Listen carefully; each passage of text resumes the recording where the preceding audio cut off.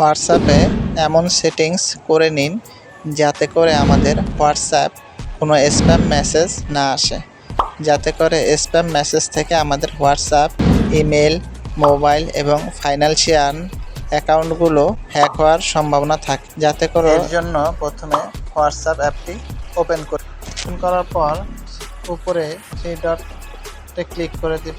এখানে সেটিংস অপশনে ক্লিক করে দিব। এখানে প্রাইভেসিতে ক্লিক করে দিব। একটু নিচে স্ক্রল করে আসলে এখানে অ্যাডভান্স অপশনটি পেয়ে যাব। এখানে আমরা ক্লিক করে দিব। তারপর ব্লক আননোন অ্যাকাউন্ট মেসেজ অপশনটিকে অন করে দেব।